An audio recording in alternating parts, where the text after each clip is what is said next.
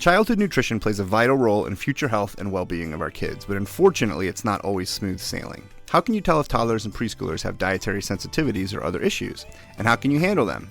Today on Parent Savers, we're talking with Lindsay Hurd, a registered dietitian and lactation consultant, about sensory and dietary issues in children. This is Parent Savers.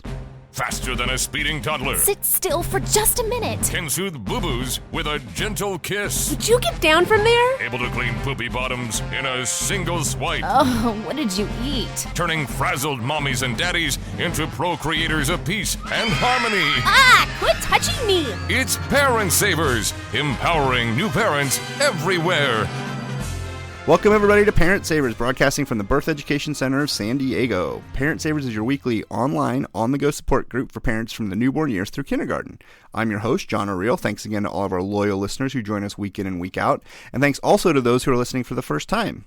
As you may know, you can join our Parent Savers Club and receive access to special bonus content after each new show, plus special giveaways and discounts from time to time. I've got Aaron fidgeting over there in case you guys can hear it. It's okay. It breaks up the monotony of the boilerplate stuff we do at the beginning each time. And if you haven't already, please make sure to download the free Parent Savers app. It's available in the Android and iTunes marketplace and for Windows Phone, so you can automatically have access to all the great parenting advice and conversation we have on Parent Savers every week.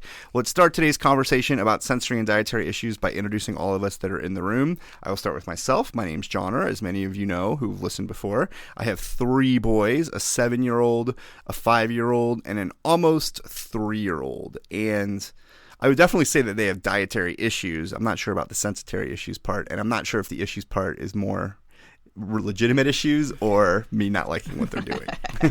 So anyway, Jane. Hi, I'm Jane. I am a stay-at-home mom, and I have a little boy, Caden, who is a little over 2 years old. Nice. I'm Gina. I'm a stay-at-home mom. I have a little boy who's 26 months or 2 years old. Perfect. And I am Erin Esteves, otherwise known as OG Mamacita, and I have one boy who is 2.5.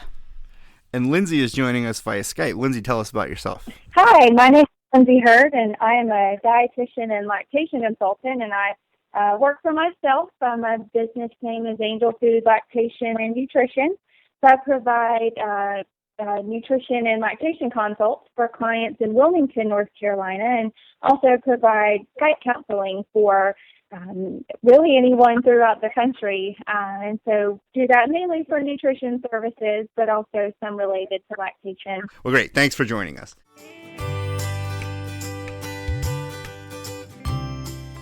Before we jump into today's topic, from time to time on Parent Savers, we look at news headlines, and it's a topic that's in the news that we think is noteworthy to parents. And this one is noteworthy, especially to parents, I think, with older kids, but really any parent that has any sympathy or compassion.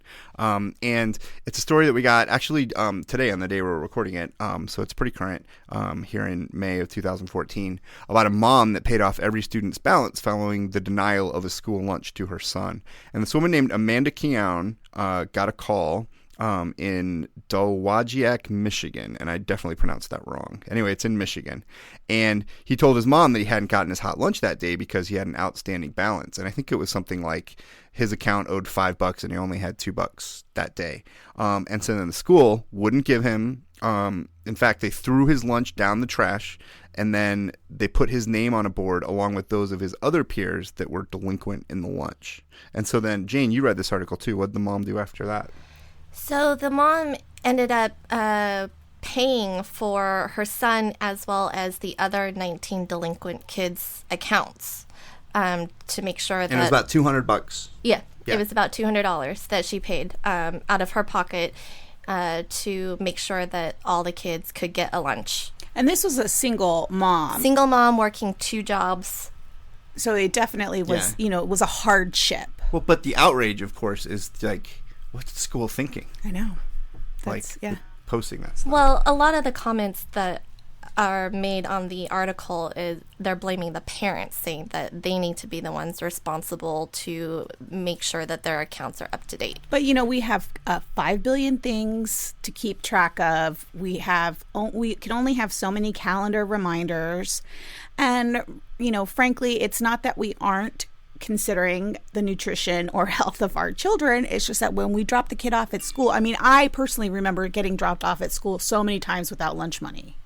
and it having just been an oversight. I think this, and even maybe to apply it just to overall parenting, it kind of just goes down to when there is a problem, how are we going to deal? What's the appropriate way to deal with the problem? And if it's a problem that kids aren't having their lunches, it's not really an appropriate way, A, to just waste the food and throw it away, or B, to publicly try to shame these kids. And I think that is also an example that the adults need to set for kids on how they can appropriately deal with issues. Not to say that it's not an issue and the kids shouldn't be current, but how can we best deal with that so that we're not teaching kids the wrong thing? I agree.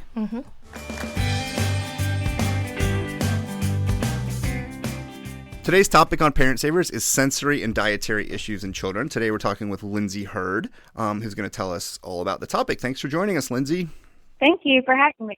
So I think I know, but we'll probably get into them later, some of the dietary issues, but I'm also intrigued by sensory issues. So what are sensory issues to food? Yeah, so we find that some children, just have a heightened sensitivity to certain tastes and smells, even the touch of food, so the actual feel of the way food feels in their mouth.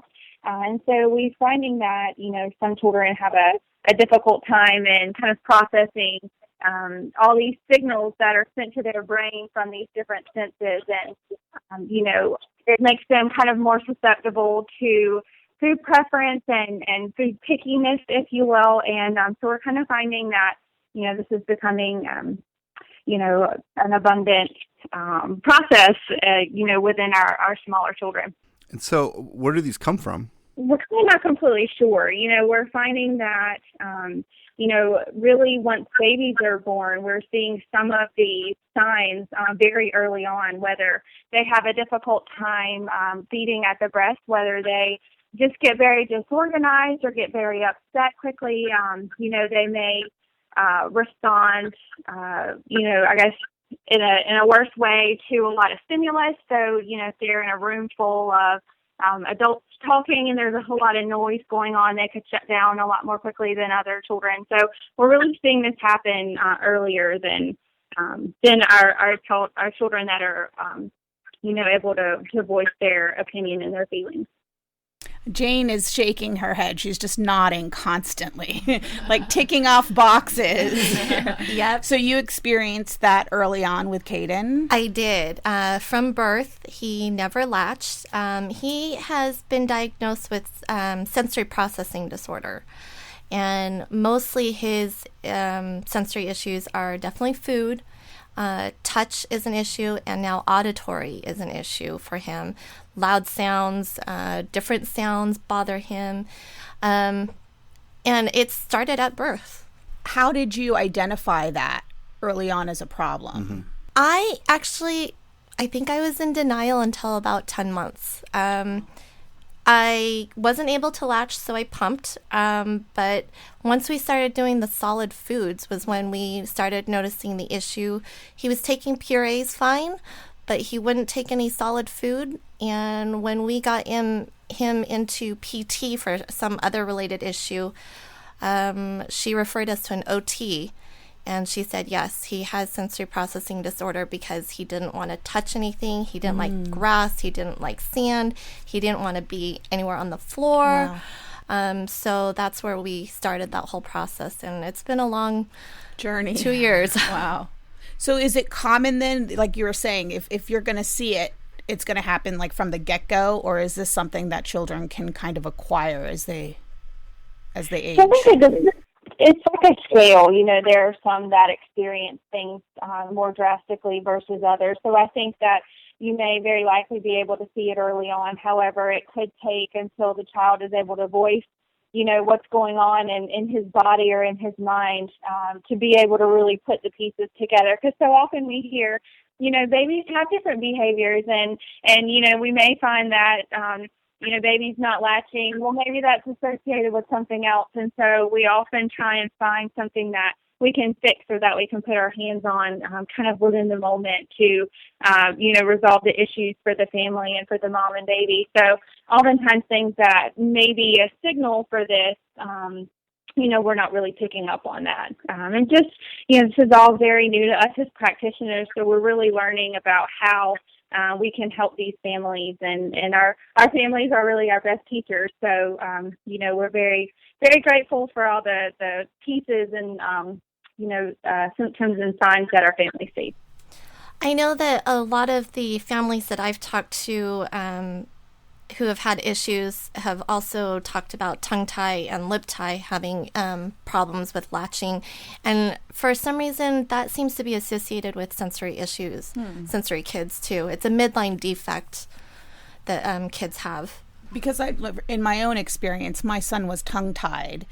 And I have noticed that he does have sensory issues with some food. And that also happened when we started introducing solid foods. Avocado will set off his gag reflex. But banana will set off my gag reflex too. So I just thought, oh, okay, no big deal. But yeah, he tends to start chewing food and then spit it out, almost like it's too much for his mouth. So we're seeing that, kind of the neurological aspect is playing a role with this. So the signals from our senses to our brain kind of gets mixed up with sensory processing disorder. So things we can perceive them as one way, but yet to a child with this disorder, things could be completely out of whack or thrown off. So it's almost like, trying to walk down a road, to get to your destination, and then you see a road closed sign, and then you have a hard time thinking, okay, do I turn right or do I turn left? What do I do? And, whereas to someone without this disorder, they would easily be able to kind of reroute themselves. Well, I think as we're talking about just this at the very high level, perception is like the ultimate personal thing. And we're talking about young kids, and how do you get tuned into their perception being different and then figuring out what to do, especially, as you said, Lindsay, because so much parenting advice that we do get is, oh, every kid's different. Like, oh, well, it's not always going to happen at the same time. And so but your radar goes off, right? That there's just something that's off. Yeah. Yeah. Yeah, I asked, for example, I asked my husband's family and my family if anybody had a history of spitting food out, because it's odd. It just struck me as odd, and nobody had. And Jane and I were talking about it, and she's the one that mentioned to me about the possible sensory being linked to the tongue-tied. And it's like, oh, wow, yeah. So now it's kind of like somebody gave you a pair of glasses, and suddenly you can see things, and all of these little quirks that I had passed off as something or nothing now just kind of add to the idea that I have to take these things always into consideration. And Gina, you're sitting there shaking your head yes this time. Yeah. I'd always be like kind of jealous because my friends' kids were like 10 months old eating a banana, and we're vegan, and I'm like, dude, you should be eating bananas, watermelon, like all these things, like we're vegan, come on. Yeah. And I would be like, here, try this, and he would gag, spit it out, throw it, and I'd be like in tears, so I tried the solids, he did the solids, I tried, every single fruit and vegetable possible, and he still hates like big pieces of fruits and vegetables. And so for me, it's really just learning how to get it in him the right way. So we do a lot of pureeing in the Vitamix and a lot of green smoothies, and I just try to get to what he likes, and if he likes it, then that's pretty much in everything. But it's really difficult because you're trying to figure out what works for you, and you hear these other people say like, well, my kid eats kale, right. Kale salad, and you're like, okay, well, that's great because my kid's eating pasta every day. It's quinoa pasta, but if my kid has beans and rice again. Yeah. So I guess it never, like, now that I'm hearing people talk more about the sensory, I guess it never really crossed my mind that was a big issue for him. I just thought, oh, he's really picky, and he is a very picky eater. And he nursed well. He's always nursed well. We're still nursing, and that's, to me, that's great. I feel like he's still getting nutrition that way, and I work really hard to feed him well. But he will gag and spit stuff out. If it's, like you said, if it's too big of a bite, he'll spit it out. So my biggest thing is I will shred our vegetables in this shredder thing that I have, the Salad Master Shredder, and I will cook those up really soft. And he will eat turnips, parsnips. Oh, wow. These things that I'm like watching him like a hawk, seeing like, okay, he's not going to eat this. And he'll be like, devour it. Yeah, he's like, so good, Mommy. And I'm like, crossing my fingers and like, yes, I did it. But it's just figuring out, I think the thing is figuring out what works for your family and not comparing your kids to other kids, especially if you know they have these little quirks and issues, because you're just going to find yourself always feeling down that your child's not good enough, or not being fed well enough. Not like you're not a good mother or something like that. And it's like the mommy wars thing internally, and you just don't need that. Well, I'm wondering, talking nutritionally, I'm sorry, John, or I've just like taken over. That's fine. Go for it. I'm fine with that.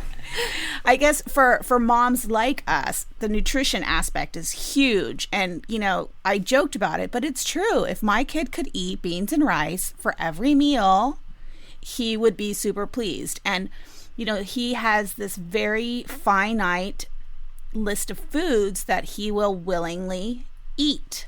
That's my son too. And when he sees new food, he freaks the F out. It doesn't even have to be on his plate. Right. He just sees new foods. So I'm wondering, to everyone on the panel, and Lindsay, how do you experience that? Have you experienced it? And if so, how do you deal with it? Yeah, so I think, speaking from a professional angle, we really find that consistency is so important. And even really with children without a sensory processing disorder, this is a very common scenario. And in my work and doing pediatric counseling, it's literally in every conversation I have with families, regardless of why they're there. So I really think that just across the board, this is a very common discussion that I have with families. And I think that the big thing in the story I just heard, I love how you really played on his interests and his likes, and you found success.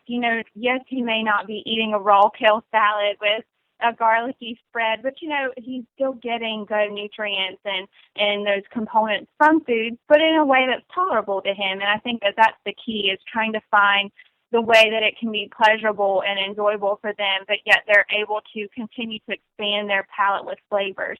Because as they get older and they're able to think a little bit more about the foods that they're eating, and they have the ability to kind of choose and make reasonable choices. And some will argue this takes to your 20s, but that's another topic altogether. But they really will have the palate to appreciate a variety of foods. Whereas if they get to the point where mentally they're able to kind of move past some of their sensory issues, then at that point they have such a bland palate because they have eaten foods that, may be within their tin. And for most children, that's like the French fries, the chicken fingers, the mashed potatoes, those very bland foods. And when they do begin to expand, on what they're eating, the foods are so strong and they're so different that their taste buds kind of have a moment of panic when they experience all these flavors. And so I think, in really accommodating, like I said, their consistency preferences or their placement of foods on their plate, the time of day, all the presentation of the food, all that's so important. So what I'm getting from this is that we shouldn't overthink things, and we should be okay with feeding them the way they're happy, the way they're willing to eat. And as they age and as we grow with this experience, we'll be able to figure things out better. Is that what? Okay. I just want to make sure that we're not too hard on ourselves. Right, absolutely. And I think to continue to offer foods, even if they spit it out or turn it down, all that's a part of the process of tolerating something and really learning about the taste and all the senses of that food. So I think to continue to offer it, get them involved in the kitchen, have them help so that when they see it on their plate, they don't have that freak out moment. They're there when you buy it at the grocery store. They're a part of the choosing process. Do you want broccoli or cauliflower tonight? Both of those foods may be something that they don't like, but to have the opportunity to select a food is very helpful. And then, and being a part of the preparation process, it's all a very good thing. Yeah, that's one of the things that frustrates us, because our 5-year-old is like the best helper in the world. He loves to go to the store. He loves to pick things out. He loves to cook everything. But the moment it comes to even thinking about eating that stuff, no. Like, oh, no. I'm not making that for me. Like, I'm happy to help, but he doesn't want anything to do with the food. But a lot of the feedback that we've been given too is just he'll be fine. Just kind of let it go. And we don't want to force food on him. I just keep telling myself the likelihood of this child starving to death is minimal. Right. Definitely. Exactly. All right, we actually need to take a quick break, and we'll come back. There's still a ton of stuff to cover, and we'll cover as much of it as we can, including food allergies, maybe some acid reflux, and even natural remedies that we can do besides just let it be. All right, we'll be right back.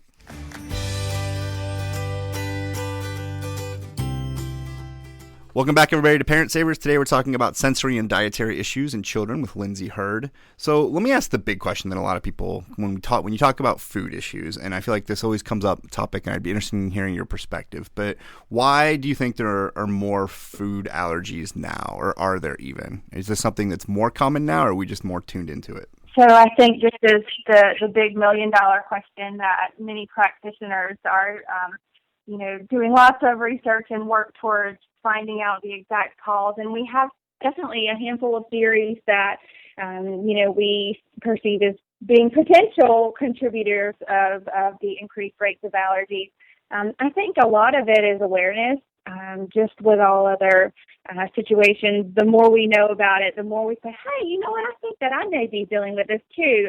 And so now, maybe I'm allergic to cow's milk. And so I remove that component from my diet.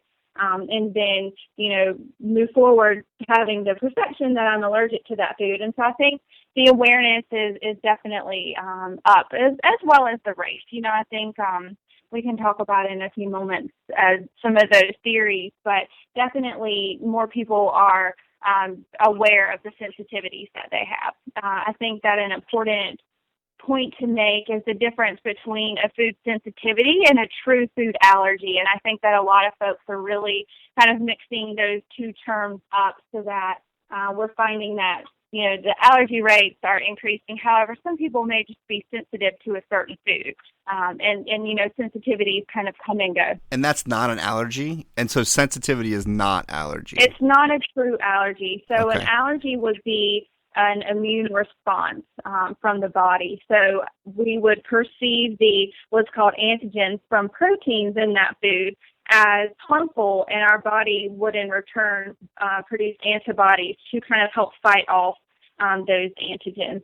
So it's kind of like an allergic response almost in our body, whereas some foods that we may be sensitive to could just cause mainly GI distress. So whether it was diarrhea, constipation, bloating, gas, all of those things, sometimes they can just be due to a sensitivity, not necessarily an immune response. It's more of a run to the bathroom versus a run to the emergency room. Right. Got it. Yeah, yeah. definitely. It's good. I mean, I think that the terms are misused. They're Yes, not really I fully agree. understood, because if I had been asked to describe allergy, something that irritated or they don't have a good reaction to it. That's a good breakdown. Yeah. That's interesting. Yes. Yeah. Let me ask you about this one. And our doctor said this one was weird. Our 2-year-old is, we've been told allergic to eggs. Maybe it's just sensitive, but he literally cannot touch an eggshell or a raw egg, or he breaks out in a rash. That's an Externally. No, that's an allergy. That's an allergy. That's an That's- allergy. But what they've encouraged us to do is, keep putting in stuff that you cook, Yeah. and let him eat it, but just don't let him touch it. Well, it depends, though, because it depends on how sensitive he is. Yeah. Because my son is severely allergic to eggs. Okay. We just got allergy testing done for him, and our allergist gave him a half-strength test of egg protein. And he tested 15 out of 25 on half strength. And my allergist said, I don't even want to know what his reaction would be. So the allergy means that the welt from the skin prick was 15 millimeters wide, Wow. which is big for a food allergy reaction. And that was only at half strength. So he can't touch it. He Right. can't be near it.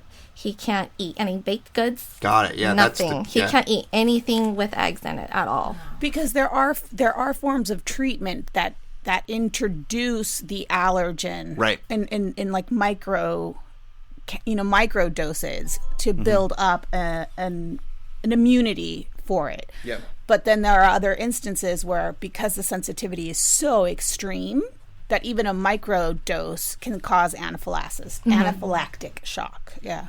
I had an experience right after I had my son, I developed allergies to nuts, which was horrible because I'm vegan and I was eating nuts like Crazy. a mad woman. I was nursing, so I was like, yeah, good fats, eating nuts by the handfuls. And my throat actually was like closing. Like I was like gasping for air and I was like, what's going on? So my friend's mom is a nurse and she's like, oh, just take some Benadryl or some antihistamine. So I started keeping them in my diaper bag, in my nursing bag, wherever I was, and I would take them. But it was just randomly, and it was only certain nuts, and I couldn't remember which ones. But after I had gone to the chiropractor a couple times and got adjusted, they started dying down. Interesting. So I don't have them anymore. Thankfully, I can eat whatever nuts. My son doesn't have any nut allergies, but I just thought it was really strange that I had developed these allergies after my birth wasn't traumatic, but it, most people birth isn't, It's not a day at the spa. No, it's not. But, I think because of what my body went through and your system changes after you have a baby. But I just found that really, really strange. And I was like, I'd never heard of anything like that. I've never thought that could happen. Adult onset allergies. Yeah. And so I was dying because, like, I love peanut butter. I ate peanut butter through my whole pregnancy. I wasn't one of the people who didn't want to do it. But, it was difficult and strange, and I thought that was weird. So have you noticed any of these allergic tendencies or sensitivities in your child? He has eczema and keratosis pilaris, and not through nuts, but I notice if he eats a lot of processed foods, then his skin will get really bad. Like his eczema will pop up more, his keratosis pilaris will pop up more. So I notice if we, like mainly breads and stuff like that, so if we cut out gluten and do more gluten-free stuff, his skin will look really nice and he won't have any itching. But if he starts up and eats more processed foods, more frozen foods, like if we're out and we decide to do that, his skin will get bad. And then I kind of tell my husband, we need to cut back. Yeah, he's eating too much junk food. We need to get more veggies and fruits, more good fats in there for him. But yeah, and it's he never has anything too crazy happen other than just the skin issues, which tells me that if he had more abundance of that food, what else could happen? Right. So here's what I hear in that story, though, that you went to the chiropractor and it sort of worked some things out. Well, and so like from a natural perspective of like, what are some other things or things like that, alternatives that maybe folks can try out, Lindsay? Yeah, so I think that it brings up a great point, and for me, a lot of this begins in the gut of the moms, particularly, and really over multiple generations. We're finding that in some of our modern medicine, and as also like with the water system we have now, even of course, it's done such wonders on our death rates and the infectious diseases that we have and all that. We're grateful for the water system we have, but in purifying so many things in our environment, it's really throwing off what we call microbiome within our body. So all the really good bacteria that lives within our body. Yeah, eat the food off the floor, build up the immunity. That's what we're saying, right? Yeah. Not exactly. Exactly. But close. Yes, it is close. And also in protecting mom's gut and helping her to kind of foster a good environment for that bacteria to grow. We do need to wrap up the conversation, but I think that there might be enough information to maybe have Lindsay back on sometime. I agree. Again, there's so much stuff. But Gina, Jane, Lindsay, anything you want to make sure we talk about with the dietary issues or sensitivity? I just want to know if they can outgrow them. Like, if they can outgrow them, if my kid's ever going to eat a fruit. That's what I want to know. Will my kid eat an apple? I can tell you from personal experience, yes. Yes. Yes. He did start eating broccoli, so that's a win. And I'm like, we're putting broccoli and everything. But yeah, so what will they ever eat a variety of items, not just, The five things. Pasta with pureed kale, because that's where I'm at. Yeah, so I think the continuous exposure is so important. Even if they don't touch it, always offer it. Always have. You can even put it in a side little ramekin next to their plate. Just always have it visible. Always have it available. Never make a big deal out of it. Just let it be kind of what it is. It's food. It's something we can choose to eat or not choose to eat. The way that adults can contribute is to always have that available so that the children have the opportunity to. And then also, like with the smoothies and blending the foods together, you're offering them the opportunity to build a palate towards that food. So I think that's always very helpful. And then in terms of the allergies, I would say really working on the good gut bacteria, whether that's from probiotics or from fermented foods, like kefir is a good example, and really fostering that healthy bacteria with good probiotics, and then also fiber-rich foods, which feed those good bacteria, can really help the sensitivities and allergies to pass on. Great. All right. Well, thank you so much, Lindsay. And like I said, I think we might have to do a little more digging into this topic for sure. Tons of stuff. So thanks for listening, everybody. For more information about sensory and dietary issues in children, or more information about any of our panelists, visit the episode page on our website. The conversation will continue for members of our Parent Savers Club after the show. Lindsay's going to tell us about nutrition therapy. For more information about the Parent Savers Club, visit parentsavers.com. Hey, Parent Savers. This is Sunny. I'm one of the producers on the show. Today we have a funny parenting oops story to share with you. This is a great segment we have here on Parent Savers where you guys get to tell us your craziest parenting stories, the crazy things that happen to you, and we get to laugh. But we're laughing with you, not at you. So this story comes from Christine, and Christine says, our daughter was playing in the living room when she saw her daddy come out of the bathroom. She got really excited and squealed with delight. She kept saying, ooh, ooh. Moments later, I heard Daddy grunt in pain. When I found out what happened, I couldn't stop laughing. Apparently, he forgot his towel in the bedroom, so he was pretty much naked coming out of the shower. And as with all children, they get pretty curious when they see naked bodies. And she grabbed her daddy in the nuts. So you can imagine what pain he was going through. After that, he learned he'll never forget his towel again. Christine, thank you so much for sending this in. If you guys have a funny parenting oops you want to share with us and all of our listeners, please either send us an email, you can comment on our Facebook page, or you can call our voicemail at 619-866-4775. That wraps up today's episode of Parent Savers. We appreciate you listening. Don't forget to check out our sister show, Preggy Pals for expecting parents, the Boob Group for moms who breastfeed, and Twin Talks for parents of multiples. This is Parent Savers, empowering new parents. Yoo-hoo. This has been a New Mommy Media production. The information and material contained in this episode are presented for educational purposes only. Statements and opinions expressed in this episode are not necessarily those of New Mommy Media and should not be considered facts.